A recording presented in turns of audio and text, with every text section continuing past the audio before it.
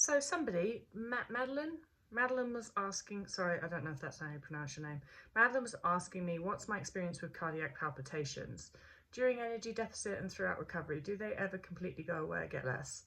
They started for me during my eating disorder, but are still here during my recovery. Doctor said they're probably ectopic heartbeats and nothing to be worried about, but the feeling's really annoying and uncomfortable. Does this mean I'm not out of energy deficit yet? Or could it be something more permanent? Would love to know your thoughts. Thank you.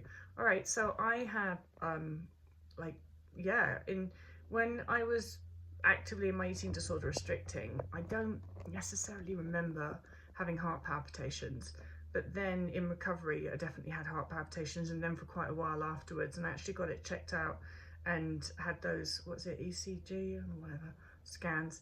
And what I have is pulmonary ventricular contraction. I can't remember, it's called PVC.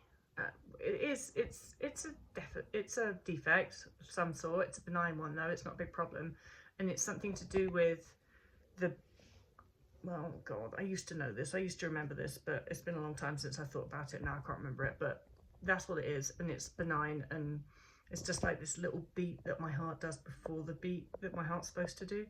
And they also noted that due to my eating disorder, there was some elongation of some of the valves in my heart, and again I can't remember which ones. So obviously that's how much I worry about this, is that I can't remember any of the stuff that was going on.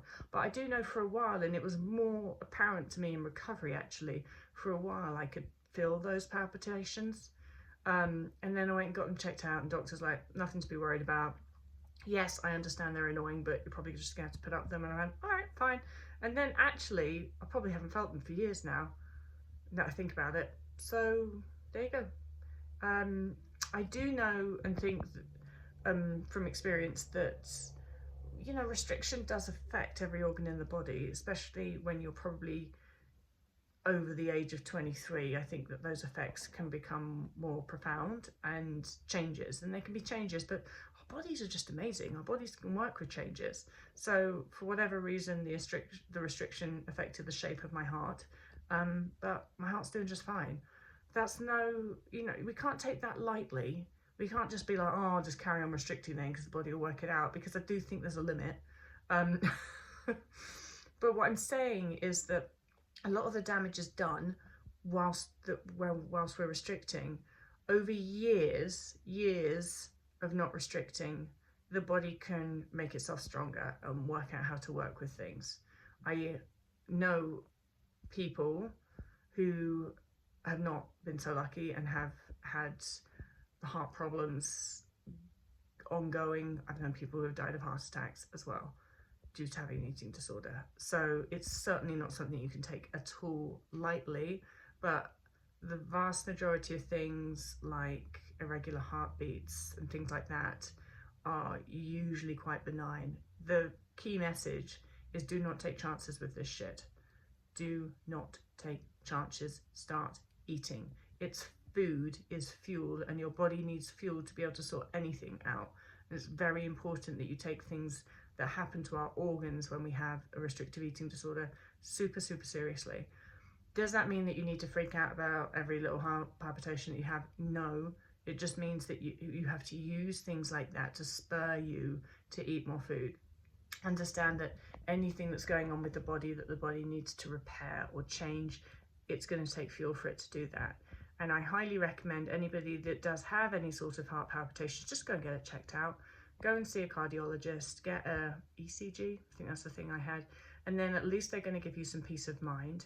But what I'm also going to say alongside that is, do not take any dietary advice from a cardiologist, because they will not be specially trained in eating disorders, and they are very used to telling people to restrict food, just like most health professionals. And I know it's shitty that I have to say that about health professionals, but most of them are brainwashed into believing that dietary restriction is what is going to cure all of the ills in the world.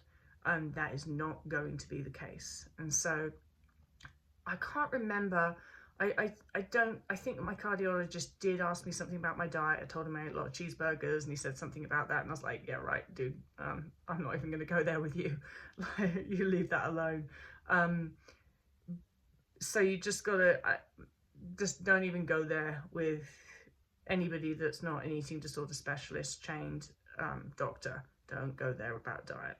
Go there to use their tools so that it can look at stuff and tell you how healthy your heart is or whatever it is that you're looking at and what is going on in there. If you have concerns about anything, that's always good to get checked out, but you have to focus on fueling your body with usable fuel, and often that is food that is processed, high in saturated fat, and all of the things that so many people are terrified of are the things that you need to eat in order to get your body out of the hole it is in physically and mentally.